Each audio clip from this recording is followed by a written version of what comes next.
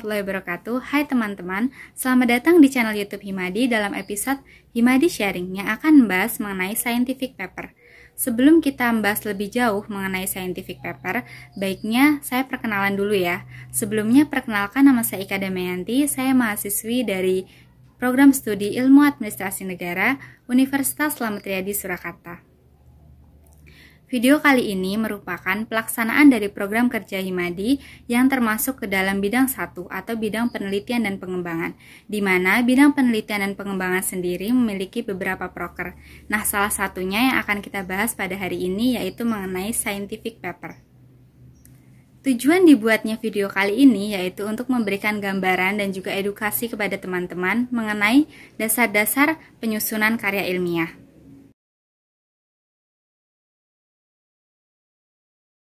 Nah, mungkin dari kita udah sering banget ya menyusun karya ilmiah, baik itu berupa tugas, hasil dari penelitian kita, ataupun kita mengikuti lomba-lomba mengenai karya tulis.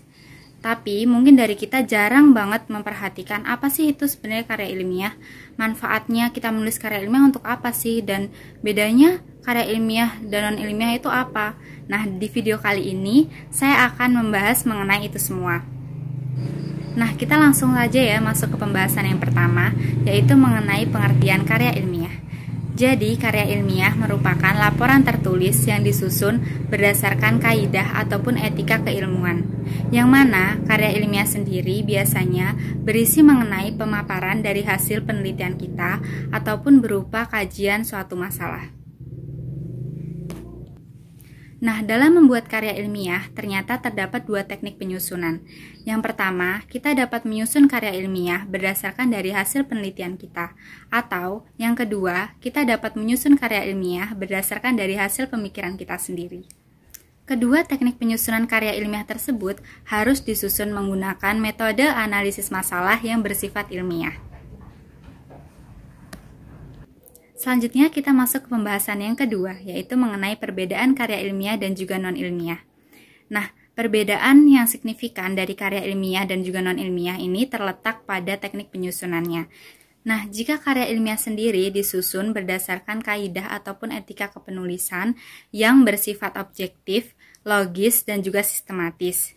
Sedangkan untuk karya non-ilmiah biasanya ditulis berdasarkan dari hasil atau fakta-fakta yang terjadi di sekitar kita. Contohnya seperti dongeng, cerpen, ataupun drama. Oke, mungkin cukup itu mengenai pengertian dan juga perbedaan karya ilmiah dan non-ilmiah. Selanjutnya kita masuk ke pembahasan yang ketiga, yaitu mengenai manfaat menulis karya ilmiah. Jadi, ternyata dengan kita menulis karya ilmiah, itu sangat bermanfaat bagi kehidupan sehari-hari kita. Nah, saya akan menjelaskan satu persatu mengenai manfaatnya.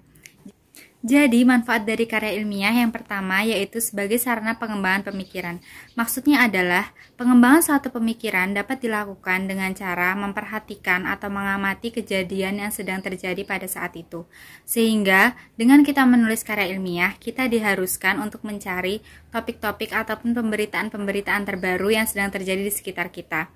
Oleh karena itu, karya ilmiah dapat membantu kita untuk mengembangkan pemikiran kita.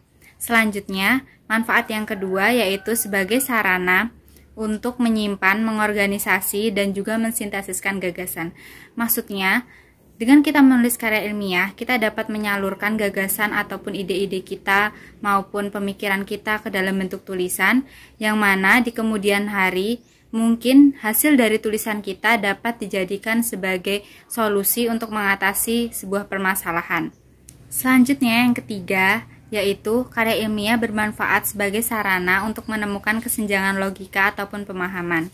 Maksudnya di sini yaitu dengan kita menulis, kita dapat memaparkan seluruh teori-teori yang sudah kita pelajari. Dengan begitu kita dapat membacanya kembali, sehingga kita dapat menemukan kesenjangan ataupun kekurangan kita dalam memahami teori tersebut. Oleh karena itu kita dapat mengkaji ulang teori-teori tersebut. Selanjutnya yang keempat, karya ilmiah juga bermanfaat sebagai sarana untuk mengungkapkan sikap kita dalam menghadapi permasalahan. Maksudnya, dengan adanya kegiatan menulis dapat membantu kita untuk memposisikan sikap maupun diri kita dalam mengkaji suatu permasalahan yang sedang terjadi dari berbagai sisi. Dengan begitu, kita dapat mencari sumber dari permasalahan tersebut. sehingga kita dapat bersikap bijak dalam menghadapi permasalahan yang sedang terjadi.